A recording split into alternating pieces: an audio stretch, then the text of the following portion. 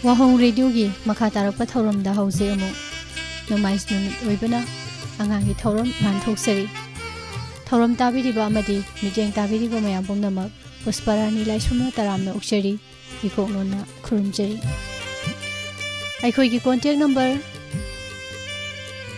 7005707808 number amutanga na ningsingjage 7005707808 number asida call tawbiduna adongi angang singi haijaba utho hanbiyu isai sakpa sayeng thiba monologue tawba mimicry tawba angang singi haijaba bashi khongba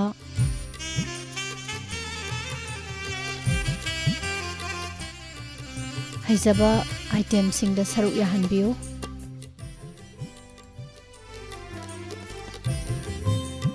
taramna uksari mayam pomnamak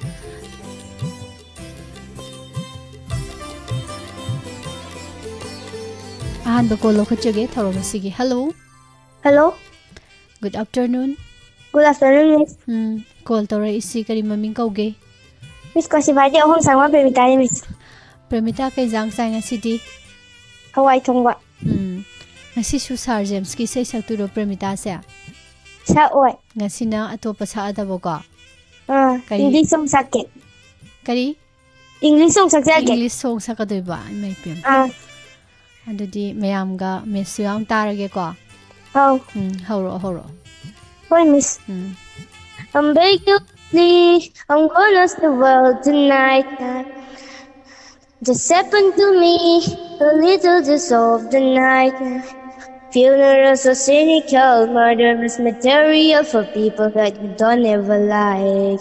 Was a poison in the indigo, purple in the very coast. Nobody knows how we died. I'm a black veil bright, no one's falling in love tonight. Keep your distance, I'ma hurt somebody, love somebody, find me at the scene of the crime. I'm a black veil bright, running lonely, I got no time to stroke your ego. I'ma hurt somebody, love somebody, baby, just that by design. That by design. It came from a dream, so you after life. It's not what it seems, so don't get too close tonight now. Funerals are cynical, murderous material for people that you don't ever like. Was a poison in the indigo, purple in the very coast. Nobody knows how we died. I'm a black veil bright, no one's falling in love tonight. Keep your distance, I'ma hurt somebody, love somebody, find me at the scene of the crime. I'm a black veil bright, running lonely, I got no time to stroke your ego. I'ma hurt somebody, love somebody, baby, just that by design. I took crime of present, users met by alibi. A fatal attraction, yeah, just too good at goodbyes. I'm a black veil bright, no one's falling in love tonight. Keep your distance, I'ma hurt somebody, love somebody, find me at the scene of the crime. I'm a black veil bright, no one's falling in love tonight. Keep your distance, I'ma hurt somebody, love somebody, baby, just that by design. That by design. Thank you, miss. Wow. Premita gi English song si tabada misti ngawre kamai tawni yam phajagre khonjen su yam phajagre Premita na English song salakpa se yam nungsi ado Premita hojiki isai sigi title se kari oi khangbra Khangye kari oi ba Black Veil Bride. Okay yam phajai ko okay say phajaba nahangai phajaba Manipuri song tahalaka nanga sinamuk mayamda English song phajaba ma nang thorakpa aduga isai si kana na sakpano adu khangbra Khang Miss favorite singer sakpane. Favorite singer neboko Pramita gi kanano. Jalusi. Okay. Ado mathangdasu atopa isai mamuk saktuiro magi. Okay. Ado di English song se kayam yengi kayam tai. Mari mga bukti phai. Mari mga bukti phai boko. Adum yeng boko. Okay. Yam phare dudi mathangdasu fajaba mata tare ko. Miss. Okay. Bye bye. Nasigidi. Bye bye Miss. Bye bye.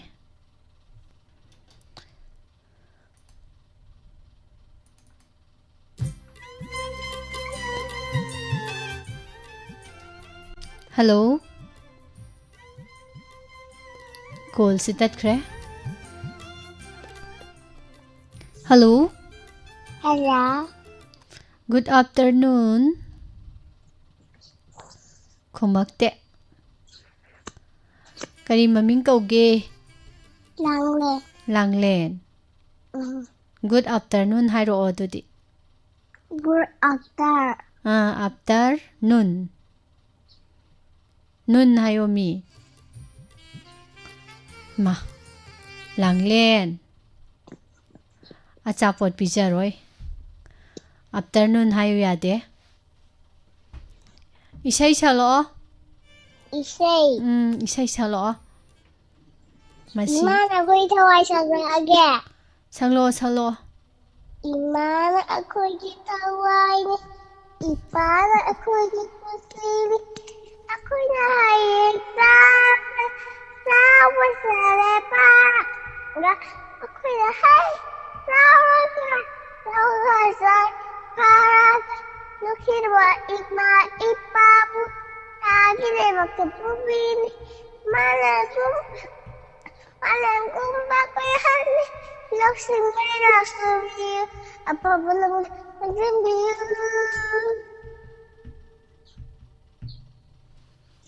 Loirabo. Loire. Hayeng wai charaga. Mama papa do karai da pubi ni hai ba? Thagi leibakta. Thagi leibakta pubi doi ba? Adu kari oini du di hayeng wai charaga. Thagi leibakta sat na ba? Nupi police. Nupi police hoi doi ba? Ado langlen hoi gi yum se kadai da laige? Sida lay. Aduda laiye? Haujiki isai do kanana tambiri no? Bubok na tambiri ba? Buboki maming kay kawi? Jamuna. Jamuna gi masu. Oh. Pare. Halubanda ne. Kari hai ba? Halubanda. Salung phamda. Do langlen ji sai am paraga miss na phu bala ke ko. Talle. Kai gi. Talle. Phu bala ke nga sai good afternoon hayu yadri natra. Talle. Maram mok tabado. Maram mok pro. Mo e. Adu di good afternoon hairo o maram mok prenge. Good afternoon. Okay. Mo e. Langlen maram mo e. Adu di babaya muk to ro. Babay mình ra. Ha.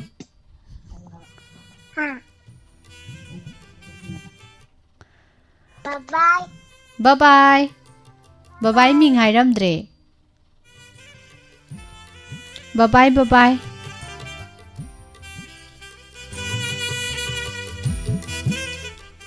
Thagachari mayam pumnamak live telling sin biri bai ma bi mola kon cham. Ma pisak kakalai shram radha sarkaram robindro ibung anjan hojang ako madam somolaties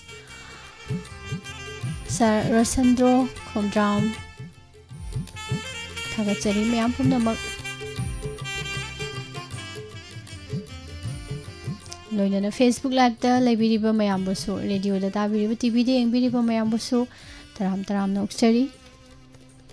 The person you are speaking. Mai khangi. Hello. Hold the sang lai thokre ni tawse. Angang ni namjal amani khangda na do Matam mahandana ba mu phatlaw na tatpaduda try du thak law nong tawsalo hello Hello Miss angang pahan biyo O angang pahala ke bima Tao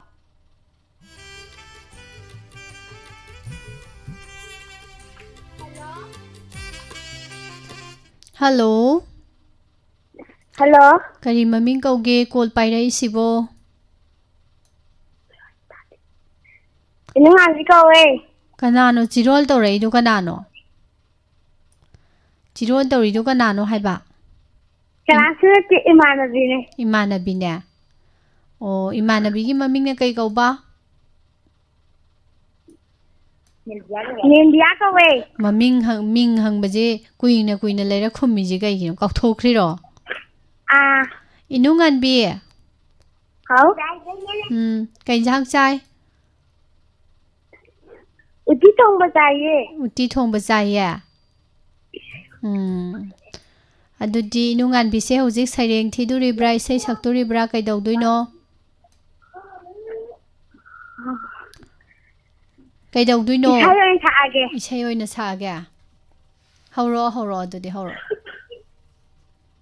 Mati amakhat ne mate makha orsu salo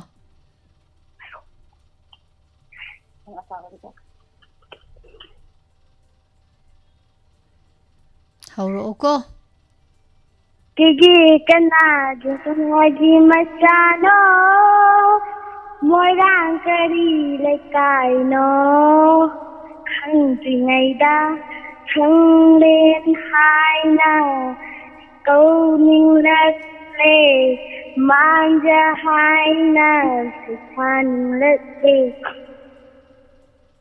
nàng đi khôn đen ta nhị lê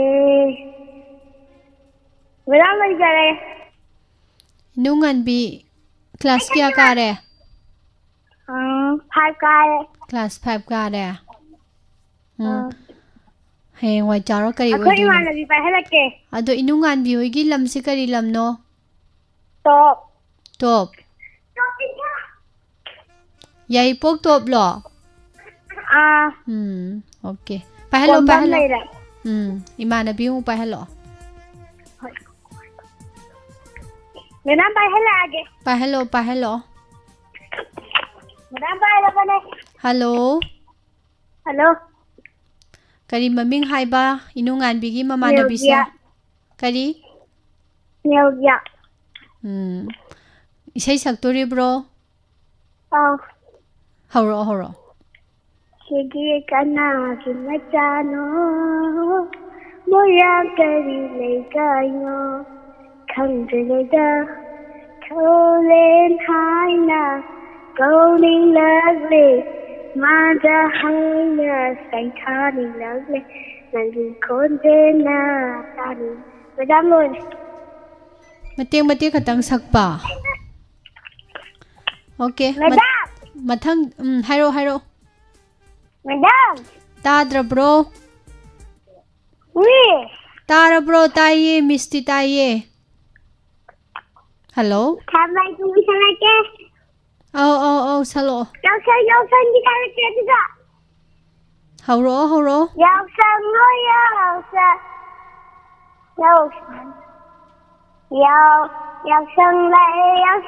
anga pena pangja diskari kaptuna abe teiduna nhung thong chandra na ke nirani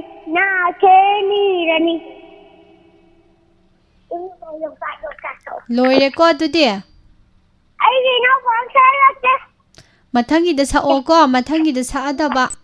Ko. Yung ta ko.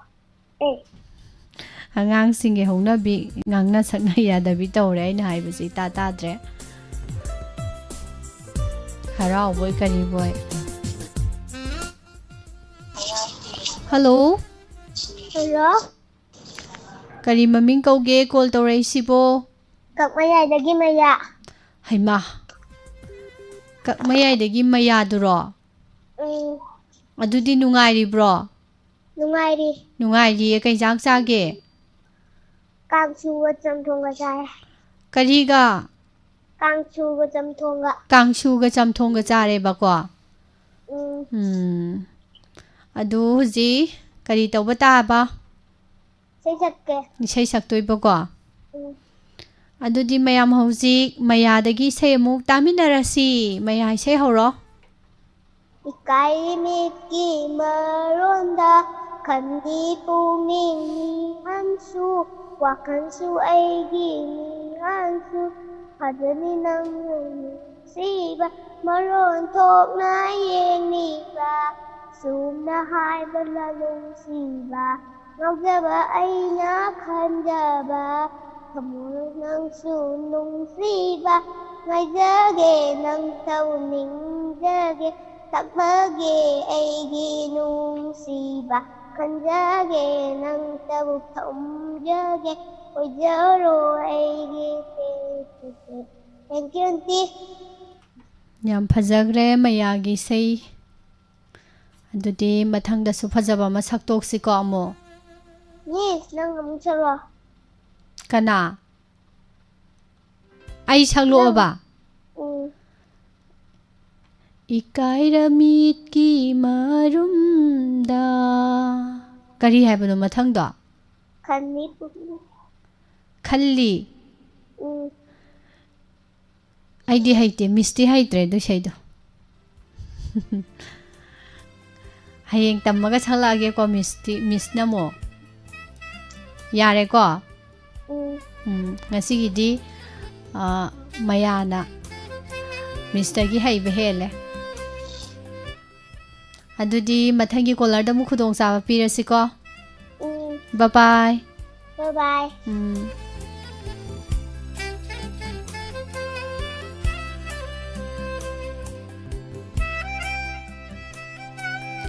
ꯏꯃꯥ ꯏꯕꯦꯝꯃꯟ ꯅꯤꯡꯊꯧꯈꯣꯡ ꯇꯔꯥꯝꯅ ꯑꯣꯛꯆꯔꯤ ꯅꯤꯇꯨꯂꯥꯏ ꯏꯆꯦꯃꯕꯦꯝ ꯀꯛꯆꯤꯡ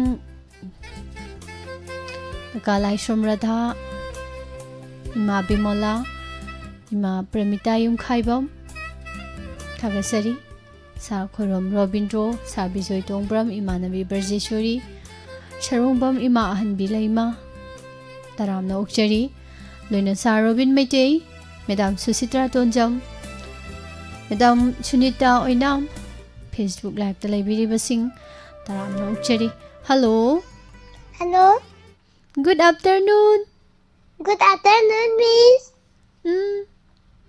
call ꯇꯧꯔꯛꯏꯁꯤ ꯍꯪꯉꯔꯣꯏꯒꯦ ꯅꯥꯅꯦ miss ꯅꯥꯅꯦꯕ ꯍꯧꯖꯤꯛꯀꯤꯗꯣ ꯍꯣꯏ ꯃꯥꯅꯦ ꯅꯨꯡꯉꯥꯏꯔꯤꯕ꯭ꯔꯣ ꯅꯨꯡꯉꯥꯏꯔꯤꯌꯦ ꯅꯨꯡꯉꯥꯏꯔꯤꯌꯦ ꯍꯣꯏ ꯀꯩ ꯏꯟꯁꯥꯡ ꯆꯥꯒꯤ ꯏꯔꯣꯝꯕ ꯊꯣꯡꯉꯦ ꯀꯩꯅꯣ ꯏꯔꯣꯝꯕꯕꯨ ꯊꯣꯡꯕ ꯌꯥꯕ꯭ꯔꯣ ꯌꯥꯏ ꯀꯩꯅꯣ ꯏꯁ ꯏꯔꯣꯟꯕ ꯆꯥꯏ ꯍꯥꯏꯗꯧ ꯅꯠꯇ꯭ꯔꯣ ꯏꯔꯣꯟꯕ ꯊꯣꯡꯉꯦꯕꯨ ꯀꯩꯅꯣꯕ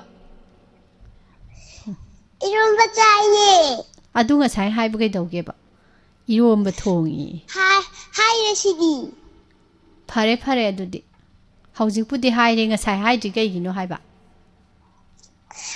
ꯑꯣ ꯑꯩꯗꯣ ꯀꯥꯎꯊꯣꯛꯎꯔꯦ ꯀꯥꯎꯊꯣꯛꯄ ꯅꯠꯇꯦ ꯈꯪꯉꯦ ꯑꯩꯁꯨ ꯀꯥꯎꯊꯣꯛꯄ ꯅꯠꯇꯦ ꯍꯥꯏꯕ ꯍꯩꯇꯕꯅꯦ ꯍꯥꯏꯌꯨ ꯈꯪꯗꯕꯗꯨꯕꯨ ꯍꯦꯛꯇ ꯍꯥꯏꯒꯗ꯭ꯔꯣ ꯀꯥꯎꯊꯣꯛꯄꯅꯦ ꯍꯥꯏꯌꯣ ꯍꯥꯏꯕ ꯑꯗꯣ ꯀꯧꯊꯣꯛꯄꯅꯦ ꯑꯣ ꯍꯣꯔꯦꯟ ꯊꯥꯕꯜ ꯆꯣꯡꯕ ꯆꯠꯎꯁꯤꯔꯣ ꯆꯠꯂꯨꯁꯦ ꯃꯀꯣꯛ ꯆꯤꯡꯉ ꯆꯣꯡꯁꯤꯔꯥ ꯑꯗꯨꯗꯤ ꯌꯥꯏꯌꯦ ꯑꯣ ꯐꯔꯦ ꯐꯔꯦ ꯑꯗꯨꯗꯤ ꯀꯔꯤ ꯗ꯭ꯔꯦꯁ ꯁꯦꯠꯀꯅꯤ ꯀꯔꯤ ꯁꯦꯠꯁꯤ ꯐꯅꯦꯛ ꯐꯅꯦꯛ ꯁꯦꯠꯇꯣꯏꯅꯦ ꯐꯅꯦꯛ ꯁꯦꯠꯇꯣꯏꯕ ꯍꯣꯏ ꯑꯣ ꯐꯔꯦ ꯐꯔꯦ ꯑꯗꯨꯗꯤ ꯍꯧꯖꯤꯛ ꯔꯤꯍꯔꯁꯦꯜ ꯇꯧꯔꯛꯑꯣ ꯏꯁꯩ ꯑꯃ ꯁꯛꯇꯣꯛꯑꯒ ꯉꯥꯏꯍꯥꯛ ꯗꯥꯏꯂꯣꯛ ꯍꯥꯟꯅ ꯇꯧꯔꯛꯀꯦ ꯗꯥꯏꯂꯣꯛ ꯍꯥꯟꯅ ꯇꯧꯔꯛꯑꯒꯦ ꯇꯧꯔꯛꯑꯣ ꯍꯤ ꯍꯤ ꯍꯤ ꯍꯤ ꯍꯤ ꯇꯥ ꯊꯝꯕꯧ ꯏꯇꯩꯃ ꯊꯔꯣꯅꯕꯨ ꯍꯨꯟꯗꯣꯛꯄꯤꯔꯝꯃꯕꯧ ꯁꯦ ꯑꯩ ꯆꯤꯡꯈꯠꯄꯤꯒꯦꯁꯦ ꯇꯝ ꯇꯧꯁꯦ ꯇꯥ ꯊꯝꯕꯧ ꯅꯪꯗꯤ ꯄꯋꯥꯔ ꯃꯍꯤ ꯊꯛꯑꯦꯅꯦ ꯇꯥ ꯊꯝꯕꯧ ꯅꯪ ꯑꯗꯨ ꯊꯛꯑꯗꯤ ꯅꯨꯄꯥ ꯐꯖꯅ ꯊꯣꯛꯑꯅꯤ ꯀꯩꯅꯣꯅꯦ ꯑꯗꯨꯏ ꯋꯥꯗꯤ ꯊꯧꯔꯥꯝ ꯅꯨꯃꯤꯠ 감사합니다. 딴 나라의 것도 파전어 부탁이 칼럼리반이네. 대체부 cái bớ mày nó ấy cho cái là kì. 하오랜입니다. 아쿠아리움 달라 아이 비탁게. 떠나리 시원해 마삭 신지가 히히히히히. 그득. Aina sana hai grabaduni haoren입니다. hindi hetang mai bana noiba mai bano kengi butu haorena hindi khara santhira kaduri noi nem dei mapan thunara kanu ngasi ai sing semadi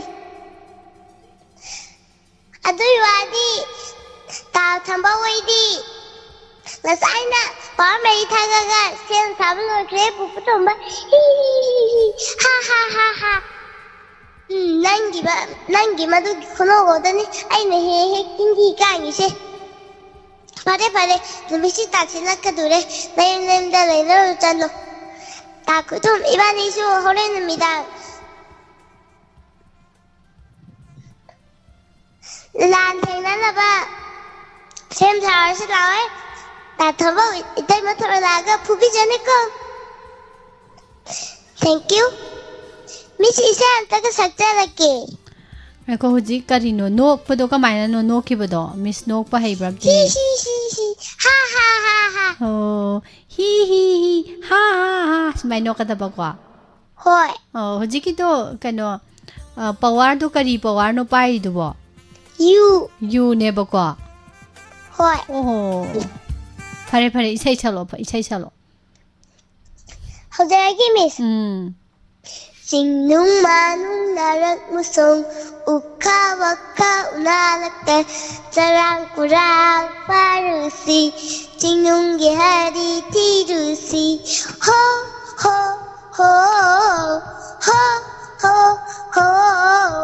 Singnung manung narak musong uka waka unalakta sarang kurang parusi Singnung gihari tirusi Loknung gi ising taktuna Naraki haijan bicharusi Umangi kairoi kongjen baga Lamje nang batanarusi Loknung gi ising taktuna Naraki haijan bicharusi Umangi kairoi kongjen baga Lamje nang batanarusi Jingnung manung narak musong Uka waka unalaka Sarang kurang farusi Jingnung gari tirusi Yekna jingkang lak Labada samu panggan Minasi Yai bitau wai tarabasu Itau ginung si badi kau naruisi Yekna jingkang lak Labada samu panggan Minasi Yai bitau wai tarabasu Itau ginung si badi kau naruisi Hingle punna himinasi Tawai tare taminasi Hingle punna himinasi Tawai tare taminasi Jingnung manung narak musong Uka waka unalaka Jarang kurak parusi Jingnung gehari tirusi Ay sunatong ilake Pajabu manggilambida Cekla kumbi kayaga Kekulot bisa najage Ay sunatong ilake Pajabu manggilambida Cekla kumbi kayaga Kekulot bisa najage Jingnung manung narak musong Uka waka unalakta Jarang kurak farusi Jingnung gehari tirusi Ho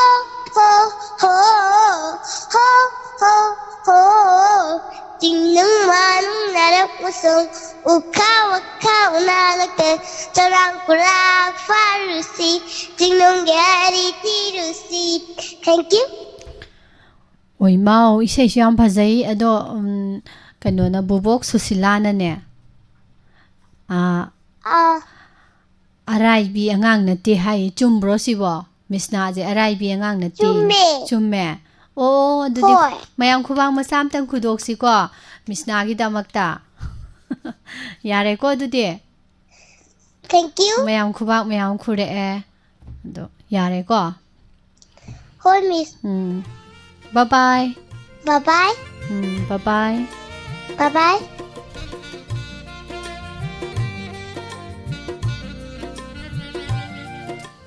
ꯃꯊꯪꯒꯤ ꯀꯣꯂꯔꯗ ꯑꯃꯨꯛ ꯈꯨꯗꯣꯡꯆꯥꯕ ꯄꯤꯖꯔꯤ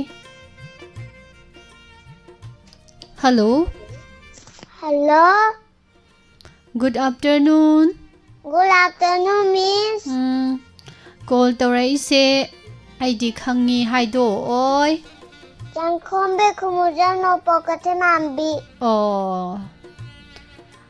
ꯀꯔꯤ ꯏꯁꯩ ꯁꯛꯇꯣꯏꯔꯣ ꯁꯩꯔꯦꯡ ꯊꯤꯗꯣꯏꯔോ ꯁꯩꯔꯦꯡ ꯊꯤꯖꯔꯛꯀꯦ ꯁꯩꯔꯦꯡ ꯊꯤꯗꯣꯏꯕ ꯍꯧꯔꯛꯑꯣꯀꯣ ꯑꯗꯨꯗꯤ ꯍꯣꯏ ꯑꯩꯈꯣꯏꯒꯤ ꯃꯍꯩꯁꯪ ꯃꯃꯥꯡꯗ ꯖꯒꯣꯏ ꯁꯥꯔꯤ ꯑꯩꯈꯣꯏꯅ ꯗꯣꯟ ꯂꯩꯔꯤ ꯑꯣꯖꯥꯅ ꯗꯣꯡ ꯗꯣꯡ ꯗꯣꯡ ꯗꯣꯡ ꯗꯣꯡ ꯗꯣꯡ ꯈꯨꯕꯥꯛ ꯈꯨꯔꯤ ꯑꯩꯈꯣꯏꯅ ꯄ꯭ꯔꯣꯛ ꯄ꯭ꯔꯣꯛ ꯄ꯭ꯔꯣꯛ ꯄ꯭ꯔꯣꯛ ꯄ꯭ꯔꯣꯛ ꯄ꯭ꯔꯣꯛ ꯈꯣꯡꯖꯤꯗ ꯕꯨꯟ ꯔꯤꯡ ꯔꯤꯡ ꯔꯤꯡ ꯈꯨꯃꯨꯛ ꯃꯈꯣꯡ ꯒꯞ ꯒꯞ ꯒꯞ ꯈꯣꯡꯊꯥꯡ ꯈꯨꯗꯤꯡ ꯐꯟ ꯐꯟ ꯐꯟ ꯑꯩꯈꯣꯏ ꯆꯣꯡꯉꯤ ꯐꯟ ꯐꯟ ꯐꯟ ꯗꯣꯡ ꯗꯣꯡ ꯗꯣꯡ ꯗꯣꯡ ꯗꯣꯡ ꯗꯣꯡ ꯄ꯭ꯔꯣꯛ ꯄ꯭ꯔꯣꯛ ꯄ꯭ꯔꯣꯛ ꯄ꯭ꯔꯣꯛ ꯄ꯭ꯔꯣꯛ ꯄ꯭ꯔꯣꯛ ꯂꯣꯏꯖꯔꯦ ꯃꯤꯁ ꯌꯥꯝꯅ ꯐꯖꯕ ꯁꯩꯔꯦꯡ ꯑꯃ ꯆꯪꯈꯣꯟꯕꯤꯗꯒꯤ ꯑꯩꯈꯣꯏ ꯃꯌꯥꯝꯅ ꯇꯥꯃꯤꯟꯅꯔꯦ ꯑꯗꯣ ꯆꯪꯈꯣꯟꯕꯤꯁꯤꯡ ꯑꯁꯤ ꯀꯔꯤ ꯏꯟꯁꯥꯡ ꯆꯥꯏ ꯉꯥ ꯊꯣꯡꯕ ꯉꯥ ꯊꯣꯡꯕ ꯆꯥꯏꯕꯀꯣ ꯑꯣꯀꯦ ꯑꯗꯨꯒꯤꯅꯤ ꯁꯩꯔꯦꯡꯁꯦ ꯌꯥꯝ ꯐꯖꯔꯤꯁꯦ ꯉꯁꯤ ꯉꯥ ꯊꯣꯡꯕ ꯆꯥꯕꯒꯤ ꯃꯤꯁꯅ ꯍꯥꯏꯕ ꯆꯨꯝꯗ꯭ꯔꯥ ꯆꯨꯝꯃꯤ ꯉꯥ ꯊꯣꯡꯕ ꯆꯥꯔꯗꯤ ꯏꯁꯩ ꯁꯛꯄꯁꯨ ꯐꯖꯅ ꯁꯛꯄ ꯍꯩꯅꯤ ꯑꯗꯒꯤ ꯁꯩꯔꯦꯡ ꯊꯤꯔꯁꯨ ꯌꯥꯝ ꯐꯖꯅꯤ ꯍꯥꯏꯕꯗꯣ ꯌꯥꯝ ꯐꯖꯔꯦ ꯁꯩꯔꯦꯡ ꯐꯖꯕ ꯑꯃ ꯊꯤꯗꯣꯔꯛꯄꯁꯦ ꯃꯊꯪꯗꯁꯨ ꯐꯖꯕ ꯑꯃ ꯏꯁꯩ ꯑꯣꯏꯔꯁꯨ ꯁꯩꯔꯦꯡ ꯑꯣꯏꯔꯁꯨ ꯐꯖꯕ ꯑꯃ ꯊꯤꯁꯤꯀꯣ ꯑꯃꯨꯛ okay thank you miss welcome bye bye bye bye bye bye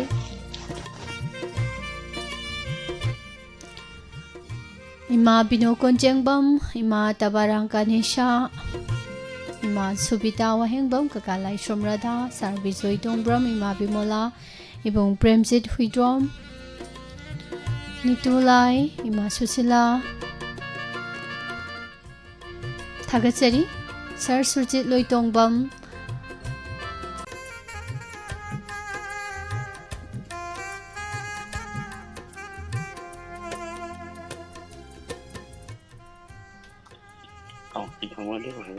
Hello hello good morning miss Good morning la nei hojik pa afternoon aduneba afternoon neba natra Kari maming kauge Jessica Jessica Jessica haibro mingdo Jessica Laisam kai lamdagi no Ujua Wangma Jessica isai saktoiro Saireng thidui ba Hauro ko adudi hauro Hoi Ima ima yengo se nong na wawa churi se dada dada yengo se isina kana chili se dada se hi sabiyu ibani sanasi siri siri sanasi thank you Jessica class kya kare 2 class 2 kare boko Hayeng wai chawraga kari oini teacher Teacher haidi kari no Oja oidoiboko de yam phai ko adudi lai yam padaba lai yam haitaba yaroi haye oja haijidi satrada mung takpi duini natra duna mayam khangdaba haitaba yaroi ko lai haitabada haye exam thabada exam yaroktadi oja oiba phangoidoini chumdra chummi aduna exam da pass wangna taunaba topper oinaba like myam patare ko okay bye bye bye bye bye bye bye bye miss bye bye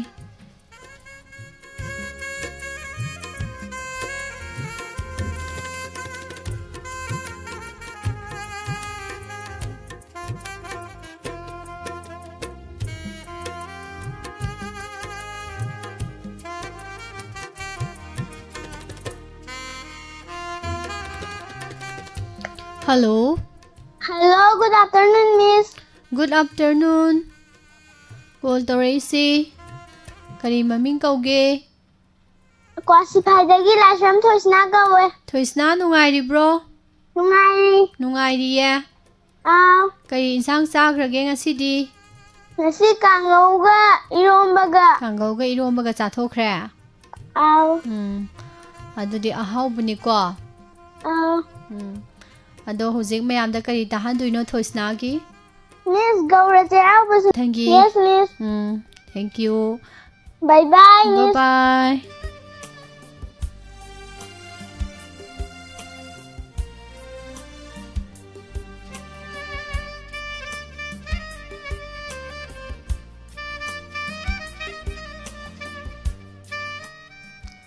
Hello. Hello, good afternoon, Miss. Good afternoon. Kaidaw siya ba do? Miss, isay ako sa tuke. Isay masaksagya. Isay saktoy si kanano? Lashram Laishram? Tonthoy. Tonthoy. Miss na huji kaidaw siya ba? Nahangbudo tahawbra? Tahawe, Miss. Tahawe. Okay. Aidi kari kumai yenge na miss na taklaw na haizen ba nebo ko? Ado Tonthoy na di kumaktre. Yam nungaire Laishram Tonthoy thanga relief camp moirang them laikai. Chumme ko life address. Chumme, Miss. Isay fazaba masak tharo adu demo. Haurage, Miss. Hauro. Ke kanna dikhang handa tabu nong onda lot lamba sabi sanaw anina sariwasaki bandolong nung shipan thunggi warini sejibutena palabi ningtham gyulin nang labi sejibutena palabi ningtham gyulin nang labi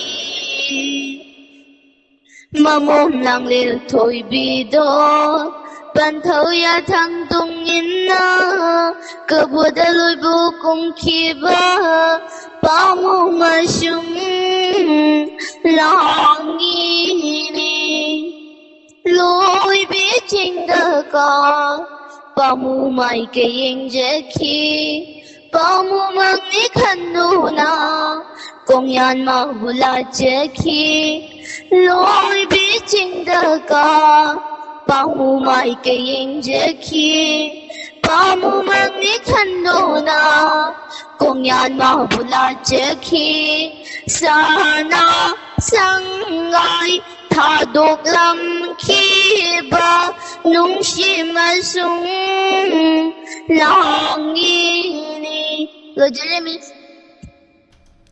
Yam phajagre Tonthoy isay phajaba ma mayamda tahanba ko ngasigisu nadi mathangi collar dagi amuk khudong chaba amuk pirasi Miss ino pipa lagi inaw no pisu leibro oh pa hello adudi hello good afternoon kari maming kau ba Lashram lembi Cheche di isay sakpi oini haidana isay phajaba sae ado lembi di kari oini isay saktoira kay dawdoino isay saktoy ba oh ado di isay hana tarage ko isay loina ko de di da loina maning lai kai sen doi cha binin ne sweti do aduna pagada kalubada wakho se jarang nei maning lai kai sen doi cha binin ne sweti do ꯑꯗꯨꯅ ꯐꯒꯗ꯭ꯔꯥ ꯈꯜꯂꯨꯕꯗ ꯋꯥꯈꯜꯁꯦ ꯆꯔꯥꯡꯅꯩ weather ꯃꯤꯁ ꯌꯥꯝ ꯐꯖꯈ꯭ꯔꯦ ꯂꯦꯝꯕꯤꯒꯤ ꯏꯁꯩꯁꯨ ꯂꯦꯝꯕꯤꯁꯦ class ꯀꯌꯥ ꯀꯥꯔꯦ 3 class 3 ꯑꯗꯣ ꯍꯌꯦꯡꯋꯥꯏ ꯆꯥꯎꯔ ꯀꯔꯤ ꯑꯣꯏꯗꯣꯏꯅꯣ ꯗꯣꯛꯇꯔ ꯑꯣꯏꯗꯣꯏꯕ ꯑꯣꯀꯦ ꯑꯗꯨꯗꯤ ꯂꯥꯏꯔꯤꯛ ꯃꯌꯥꯝ ꯄꯥꯎꯀꯣ ꯑꯗꯣ ꯂꯦꯝꯕꯤ ꯀꯩꯅꯣꯗ ꯆꯨꯔꯆꯥꯟꯄꯨꯔꯗ ꯂꯩꯕꯒꯅꯦ ꯍꯧꯖꯤꯛ ꯑꯗꯨꯗ ꯂꯩꯕ ꯅꯨꯡꯉꯥꯏꯕꯁꯤ ꯀꯔꯝꯕꯅ ꯍꯦꯟꯒꯦ ꯆꯨꯔꯆꯥꯟꯄꯨꯔꯅ ꯍꯦꯜꯂꯦ ꯍꯧꯖꯤꯛꯁꯨ ꯆꯠꯅꯤꯡꯕ꯭ꯔꯣ ꯆꯠꯅꯤꯡꯉꯦ ꯀꯤꯗ꯭ꯔꯣ ꯍꯥꯏꯁꯤꯕꯣ ꯆꯠꯅꯤꯡꯉꯤ ꯍꯥꯏꯁꯤꯕꯣ ꯀꯤꯌꯦ ꯆꯠꯄ ꯌꯥꯔꯀꯥꯟꯗ ꯆꯠꯂ ꯂꯣꯏꯔꯦꯗꯀꯣ ꯀꯤꯕꯗꯤ ꯌꯥꯗꯦ ꯍꯧꯖꯤꯛ ꯆꯠꯄ ꯌꯥꯗꯕꯅꯤꯅ ꯆꯠꯇꯧ ꯅꯠꯇꯕꯅꯤ나 ꯀꯤꯅꯤꯡꯉꯥꯏ ꯑꯣꯏꯗꯦꯕꯀꯣ ꯍꯣꯏ ꯃꯤꯁ ꯑꯗꯨꯅ ꯀꯤꯕ ꯌꯥꯗꯦ ꯀꯤꯔꯣꯏꯗꯧꯕꯅꯤꯀꯣ ꯗꯣꯛꯇꯔ ꯑꯣꯏꯅꯕ ꯂꯥꯏꯔꯤꯛ ꯌꯥꯝ ꯀꯟꯅ ꯄꯥꯎꯀꯣ ꯍꯣꯏ ꯃꯔꯝ ꯃꯣꯛꯄꯤ ꯑꯃ ꯑꯣꯏꯒꯗꯧꯕꯅꯤ ꯑꯐꯕ ꯃꯤ ꯑꯣꯏꯒꯦ ꯍꯥꯏꯔꯗꯤꯀꯣ ꯑꯗꯨꯗꯤ ꯕꯕꯥꯏ ꯂꯦꯝꯕꯤ ꯕꯕꯥꯏ ꯃꯤꯁ ꯕꯕꯥꯏ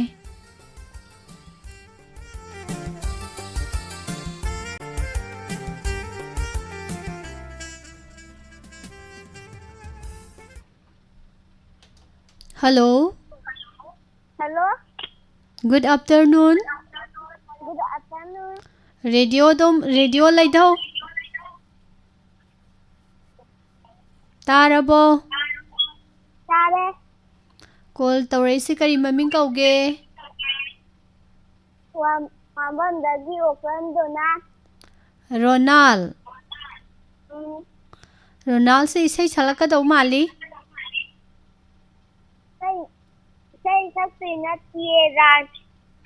Okay, maram yamoy rhymes oina thiro adudi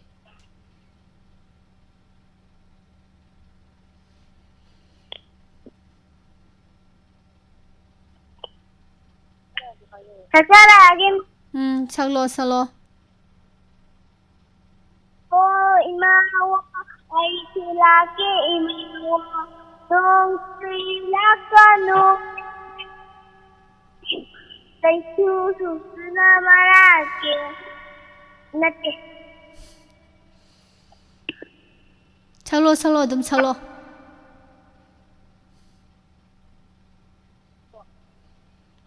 Ronald tabra? Taye. Salo o makha saktharo o. Ay silake imawa dong silakano. Lambina lilakano.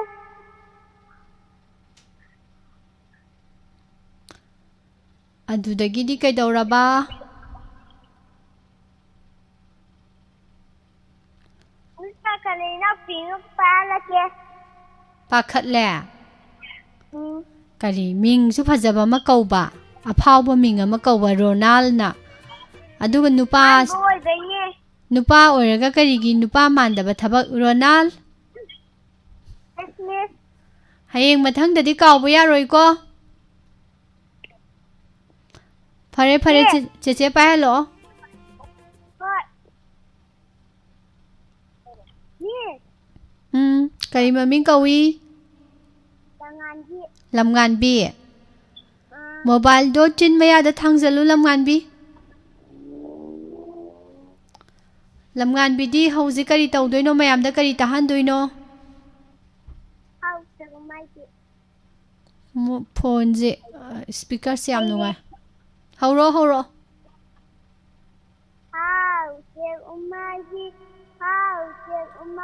nang nataiba uraga ay su nang gumpay wanga pairaga hagi layga yauraga ipuloti sanasi miss loire adudi mathangdasu phajaba ma saklauko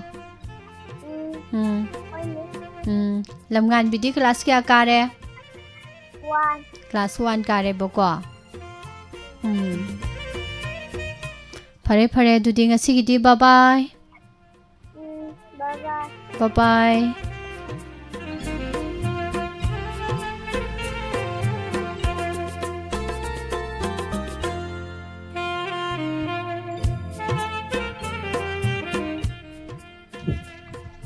Hello. Hello. Good afternoon. Good afternoon, Miss. Khanaba hauraroi dro ngasidi. Hauraroi? Hauraroi kaigino gyan tarabo. Gandare. Gyan tare kai numitagi. Nasidagi. Oh, dudi phongbong sari ko. Phong sari. Phongbong sari ngai hi amtang di khana ningreda. Khana basu phatte da. Khana basi phatte kari tawi khana ba che phatte hai se kamai kari tawi. Khana baje khanareda.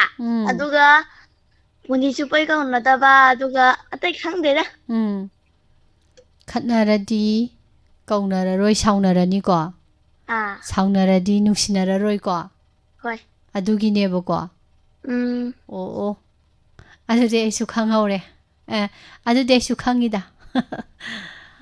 Aduna khanararoi se adodi khanadarba oiragadi kari tausi thaban jongmina sira isai sakmina sira kamai tausige. Isai samna se. Isai sakmina se bako.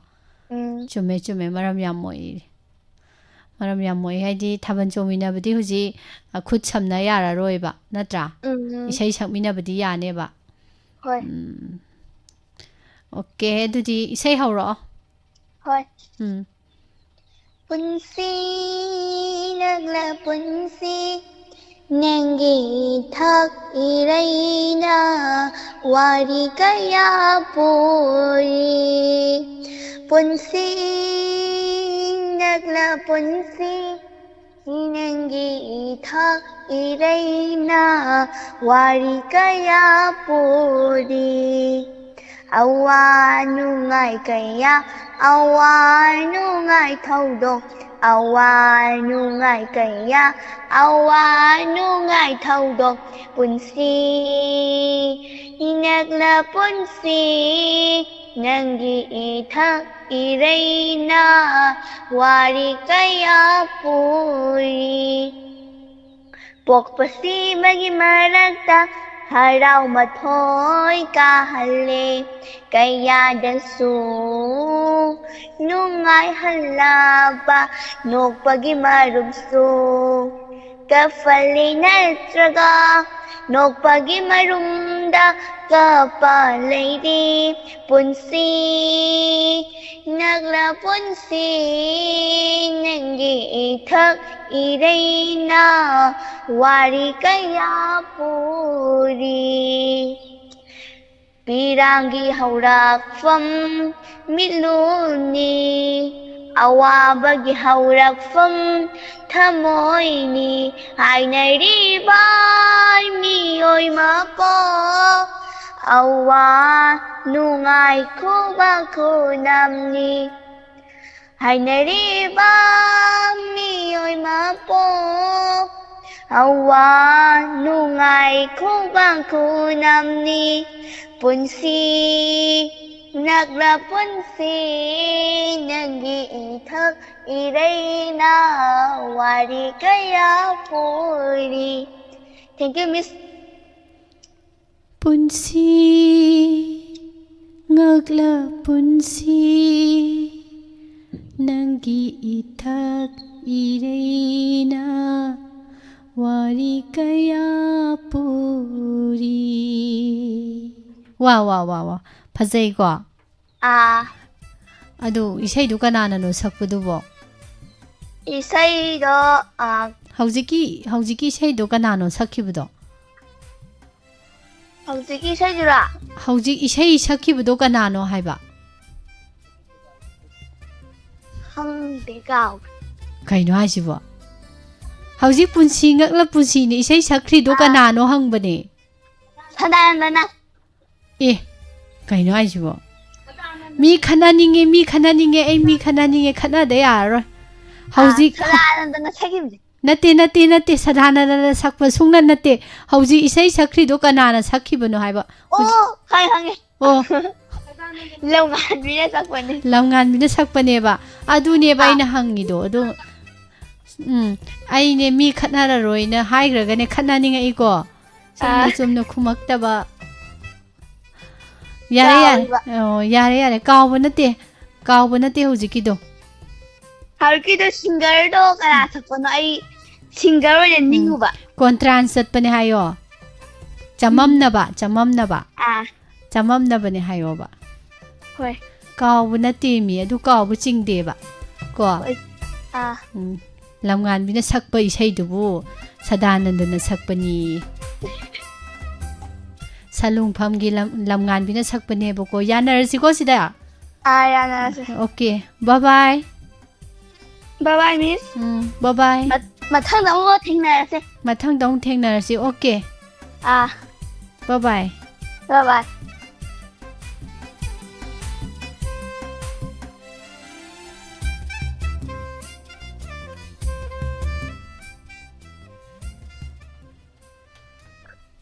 Hello. Hello. Good afternoon. Good afternoon. Miss. Saring amda sige. No phet tawrisi kanano hana hairo saring thi dringaida. Kami agi romagi matarpa. Kai ha kanagi machanupa ne ba? Kai haino. Kai legrage. Tarbro. Tai. Kana ne haba saring thi duisi kana ne haba? Romai matanapa Damu. Nimai gi machanupa. Karaidagi? Kakmayaidagi? Nimai khatagi macharo? Nimai khatagi machara ba? Oiramoida? Nimai na pokpra ne?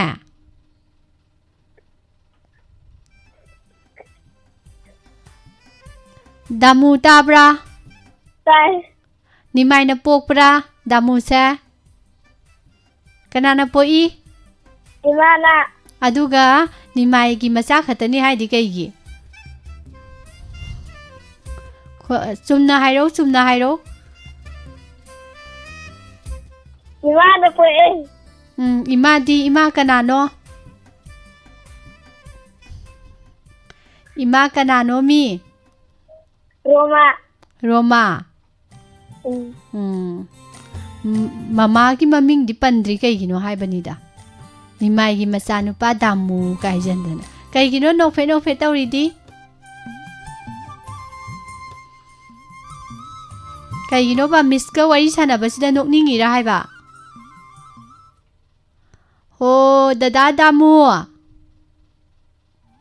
Karai legrage sibu toisibo. Kaido. Karigino haiba no ido karigino haiba? Khummo minangbo. Nokning wadi. Saireng thibadadi nokpa yaroi ko? Saireng thibada noadi mina saudoi ko? Saireng thibadadi nokpa yade ado saireng thiro noglakanu ko? Kurumdari Manipur, Kinghak Road, Solibi, Very Laki, Asanga Pizona Lighting, Pantata Ruka Togandi, Sarik Mabantari, Mumtema Uling Libi, Manikumangan Naibi, Malim China Power Ribi, Pivia Toganta Levo. Loire ko? Class kaya kare damuse? 4. Hang away jaro kayo do no? Naharon. Kari? Naharon. Naha oidra kandana kari oidui ba dudi? Kaishu oisai. Masi say yam laire masi inspector tayaida nate gang maidam tang thilandra ya roi masi bup launa. Kaino mi naha oidra kandadi kari oidui no hairaga khangde ye. Kamai dauni sidi? Kamai tawduino haiba damu? Khangdi ya? As. Kamai tawni sidi? Naharon haidi karambano kano kari machuno oiduido. Ha.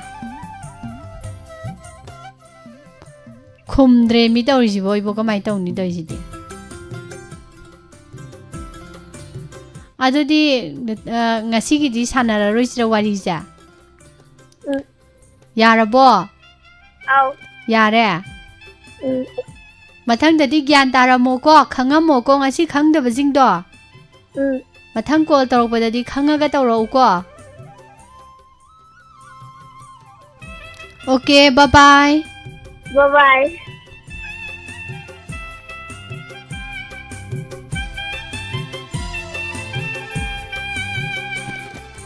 Angang na maro ma mayamgi comment na maro ma.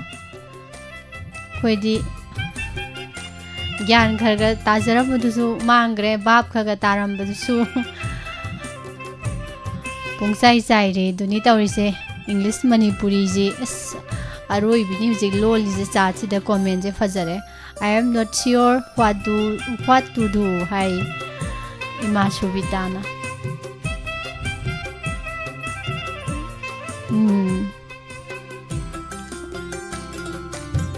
Nungai from Miss program hairi. Sar khorom Robindrona Nungai from Miss program hai. Andagi ai ngasai dagi sum angang singse laukhatpada khatang thindani na ko comments ai kano tawrabani. Damu is a no fat guy sar bizoi tongramna. I miss you marol my dear hai. Pelabani saita miss na marol ama haibaje koigi English ta hairagadi I miss you marol my dear hai kaka lai sumradana okagi cheibe ya su sum no thokadamni ko thagachari ya pumna mangal lengsinbiro. Hello. Hello. Good afternoon. Good afternoon, Miss. Call tawraise kanano? Kakmayadagi kanane haiba? Danajit. Danajit. Danajit se kanoro. Boy macharo, girl macharo. Ibungogi macha. Adune hek phare. Adudi boy ro chanchal lo. Boy. Oh. Ado Danaji se isai saktori bro kaidawduino. Isai saktoi ba ko. Hauro adudi. Yenleroi khanna usilubani aigini senamu la inangi toina. Wakan sida jingmambe nusiraroi khannu nepari ramoi se daitawagaire thajade suno ona kani nusirai magi matamse nange wajage unada suwarnu nusirai magi matamse nange wajage unada suwarnu. Thank you, Miss. Yam phajagre. Danaji se skirt macha phane macha setpra. Sette. Hayengwai chawro kari oidoino? Police oidoiba. Nupa thokpa Dhanajit tadore adudi ko. Hauji class kya kare? Class 2 kai school da tamba? Leirong thel da tamba ko. Okay, dudi police oina ba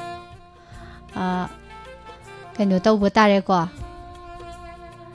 Lai heiba tare. Lai heitadi police oiba yaroi. Aduna maram mokpa oidaba yade afaba oidaba yade ko ngausinaradi heyeng police oiba yaroi ko. Danaji se maram yamo om dau male. Chumbro Miss na haise. Okay. Bye bye. Mathang dasu sei saknaba ko ready da lairo. Yare ko? Bye bye. Bye bye.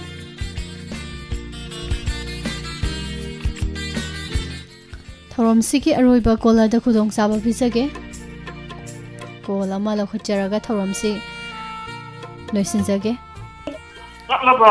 Hello. Hello. Good afternoon. Good afternoon, Miss. Call tawai si kari maming kauge. Aigi min yumnam tanong angi kawi. Kari lamdagi no. Ayro. Hoy. Tawala topal awang nekay. Hauji kaidauri no. Hauji phone tawra ami ba. Isai saktoiro dudi.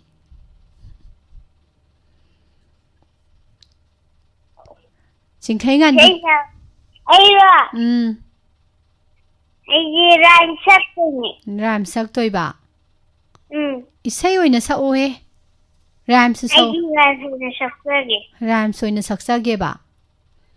Isai su sa ohe ram su sa u. Ay isai di talle. Isai di talle. Talli he mabuk yam phate. Isai ma sa o haraga. Ado ay isai sakpa haiti. Ado ay isai sakpa haiti haise. Isai di irai lai bani ado oriso ama sa o haisini.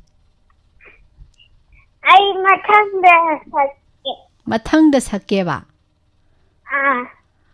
Ado ay amadi taningi da.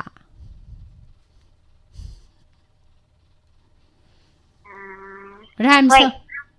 Chalo chalo.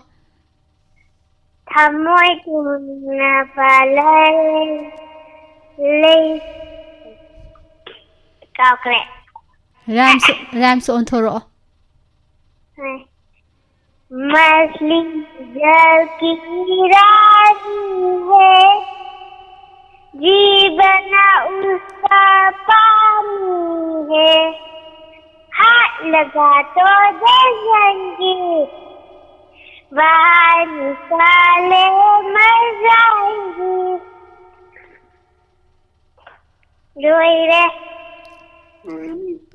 दोए मीठे था। Pare maram yamo eko. Adu mathang dadi isai phajaba ma salak te yaroi ko. Hoy. Asing bai salak kadro. Salakani. Promise to bo ya bro. Ya. Ya. Salak dadi promise to bo do phatte ko. Okay. Adu ding asig di bye bye tawrasi ko. Hoy. Bye bye. Bye bye. Bye bye.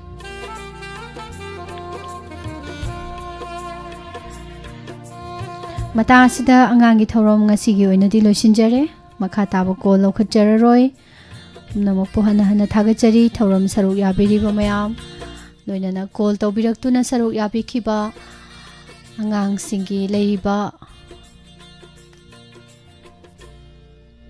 ahalaman sing call fangaudaba sing mathangi angangi thorom da soidana try tawbiu soidana saruk yahanbiu nungairaba angangi thoram asida angang singna tawthorakpa mawong matau mayam puna aihaktang taminabagi saruk yaminabagi khudong saba pibibagi damakta amuka chhuana mayam bu thagachari mathangi Sunday numita mu angangi thoram da mayam thengnasi masigi damakta di thagat pa phongdosari live chat ta lengsin biri basing je kunjeshwari oinam ima domsa dogo pabu zen de kumara kaka laisum radha selalita yengkho mangal sarnilakanta ima budi bachi hidam ima bilasini yumnam ibong anjan hojai ngakpa thagachari tombisna konthauja medam busu ima ibe maning thau khong service oi tongbram ibong gordi bo okrom ibong premsit huidrom thagachari ima wahengbom subita sir Khairom Robinjo Ima Susila Oprom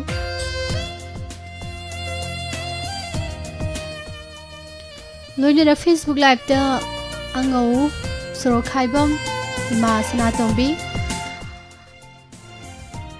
Madam Indira Ahong Sangbam good afternoon Agachay nanaw na marakpam Aduga Samila BM Thagachari Namapuk Thauram asing mapung phahan bibagi Makha tarakpa thauram amu taminarsi Masigi Sunday numit Ki thamjari ba thauram sing mayam saruk yabiu Angangi thauram gi oina dilo shinjabagi ayab lawjari pusparani laisrum namuka hana khurumjari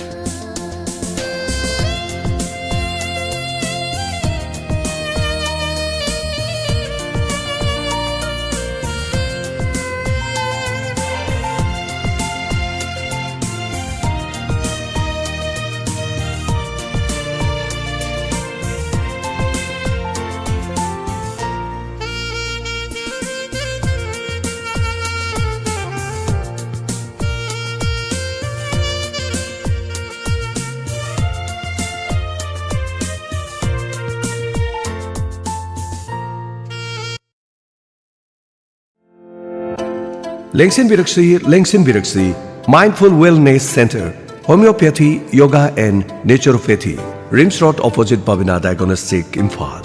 Mafam asida yoga amadi naturopathy ki consultation tobugi khudong saba leise therapeutic yoga session thamjari acupuncture acupressure massage therapy electrotherapy physical therapy practices of mental well-being diet amadi lifestyle ki counseling coping therapy steam bath hariba sing asida natana tongan ba treatment kharasu leiseri obesity arthritis frozen shoulder cervical pain back pain Bell's palsy, migraine, sinusitis, sciatica, post-stroke rehabilitation, diabetes mellitus, insomnia, stress and anxiety, depression, PCOD. Hariba laina sing asi adom mayong na bibata ragadi Mindful Wellness Center, Homeopathy, Yoga and Naturopathy, Rims Road Talaiba Babina Diagnostic ki hek mayong na bata laser. Tongan balaina kaya da sulayang na nabagidamak homeopathy ki layang pathap laser. Mafam asida layang na nabagidamak laser iba doctor Babina Ningombam, BHMS MD Homeopathy. Loinana Yoga and Naturopathy ki doctor Rojina Ningombam, BNYS MSc Clinical Psychology. Akopa Marol Gidamak 9366921763 Amukana 9366921763 Lengsin Biraksi Mindful Wellness Center Homeopathy, Yoga and Naturopathy Rims Road opposite Babina Diagnostic Imphal. Taramanga Shubha State Level 9 Side Village Open Football Tournament 2026 Organized by Awang Kuno Youth Development Association AYDA. Sponsored by Anti-Narcotic Drug Organization Kangleipa Ando. Hariba Football Tournament asigidamak winner gidamak lupa lakama. Runners up gidamak lupa lising humfu. Best player, highest goal scorer, best discipline team, best goalkeeper, best coach. Hariba sing asigidamak lupa lising mari thamjari. Sanazagadaba mafamna Awang Kuno Mayai Lekai Imphal West Manipur. Form Pishan Bagi Aroi Bamatham, Lakliba, April Thagi, Tang Ani, English Sing Ani, Kungataru.